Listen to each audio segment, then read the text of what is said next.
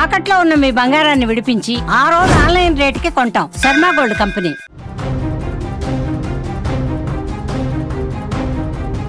తెలంగాణ జూబ్లీహిల్స్ ఎన్నికల ఫలితాలపైన ప్రజలలో ఆసక్తి నెలకొంది.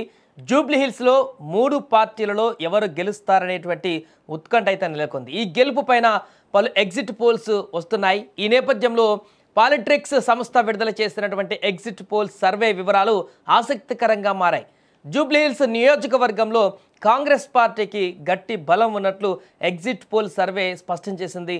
కాంగ్రెస్ అభ్యర్థి వి నవీన్ యాదవ్ అత్యధికంగా 46% ఓట్లతో ముందంజలో కనిపిస్తున్నారుగా అన్నట్టుగా ఈ యొక్క సర్వే చెప్తుంది. మరొక వైపు అధికారంలో ఉన్న బీఆర్ఎస్ పార్టీ అభ్యర్థి మాగంటి సునీత ఈ సర్వేలో కాంగ్రెస్ కంటే బాగా వెనకబడ్డారు. ఆమెకు 33% ఓట్లు మాత్రమే దక్కే అవకాశం ఉన్నట్లుగా కూడా ఈ సర్వే ఫలితాలు వెల్లడిస్తున్నాయి. ఇక బీజేపీ అభ్యర్థి లంకల దీపక్ రెడ్డి కేవలం 14% ఓట్లతో 3వ స్థానంలో నిలిచారు. ఇతరులు 7% ఓట్లను సొంతం చేసుకునేటువంటి అవకాశం కూడా ఉంది.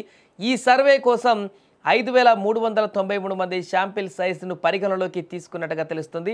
ఈ నేపథ్యంలోనే తాజాగా ఈ యొక్క ఎగ్జిట్ పోల్కి సంబంధించిన వివరాలన్నీ కూడా ప్రజలు ఆసక్తిగా చూస్తున్నారు. ఎగ్జిట్ పోల్ ఫలితాలే కాకుండా అంతకుముందు పాలిటిక్స్ సంస్థ నిర్వహించినటువంటి ప్రీపోల్ సర్వేలను పరిశీలిస్తే కూడా కాంగ్రెస్ అభ్యర్థి నవీన్ యాదవ్ ముందంజ స్పష్టంగా కనిపిస్తోంది.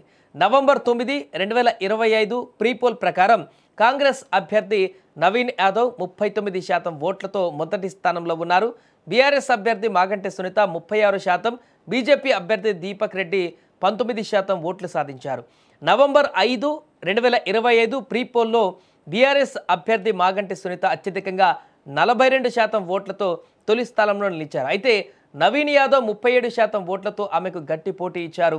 ఇక దీపక్ రెడ్డి అప్పుడు 17% ఓట్లు వచ్చాయి. అంతకుముందు సెప్టెంబర్ 15, 2025 ప్రీపోల్లో కాంగ్రెస్ పార్టీ 34% ఓట్లతో ముందంజలో ఉంది.